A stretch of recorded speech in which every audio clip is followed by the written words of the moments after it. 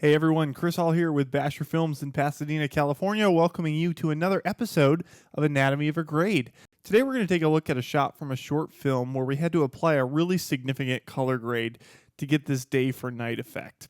Here's the original shot, and as you can see, it's shot during the daytime. It's a cloudy day outside, not a lot of sun, but we want to make it look like it's night. We want to make it look like this.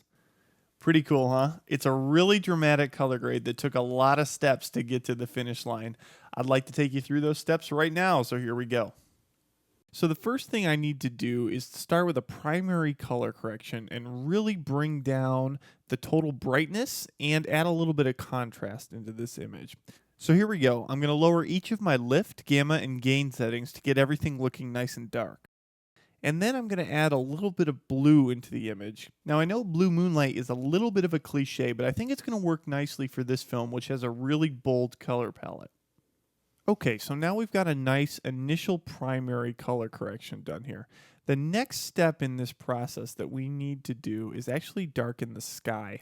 So I'm actually going to draw a little bit of a power window around the sky here, and I'm going to use a power curve shape so I can kind of customize it. And once I have this shape in place, I'm actually going to pull down the brightness so that I get this sky looking nice and dark. All right, so that is looking just fine. All right, now for the third step in this process, I'm actually going to draw a little bit of a power window around the car here and just make it pop a little bit more, almost like there's a reflection coming off the road, and we'll get to that in 1 second. But for now, here's my power window, and we'll just bring the car up just a little bit. Okay, now that we've got our car looking good, I'm actually going to do the final step in this process, which is to add the headlights. So how do we do that? Basically, we're going to use two power window shapes, two circles. We're actually going to track the car's movement, the specific movement of those headlights, and then I'm going to up the brightness in the two power windows that I place in there. These are literally just circular power windows. I'm placing them over the headlights, upping the brightness, and tracking them through the frame, and here's what it looks like. Now we've got something that looks like a car at night. However, for the final step in this process, we need to add some headlight reflection on the ground. So to do that, I'm going to use another power curve. It's a custom power curve shape here. I'm going to draw a little outline of the headlights, and then I'm going to up the brightness on that portion of the frame so it looks like light reflecting off the road.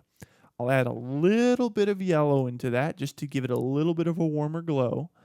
And now I'm going to track the shape of those headlights throughout the frame. This is going to take a little bit of customization, and it took me about 10 minutes to do this originally when I did it. I've already got that programmed in here. I'll show you what that looks like, and here's the final shot. As you can see, there are a number of layers of color correction going on in this shot. This is a complicated grade, but ultimately this is something we were able to do entirely in the color suite. There's no compositing, After Effects, shake, rotoscoping work, anything like that going on here. This is all done in the color suite. Well, that's it for this episode of Anatomy of a Grade. Thanks for watching, and remember to check us out on the web at basherfilms.blogspot.com. See you next time.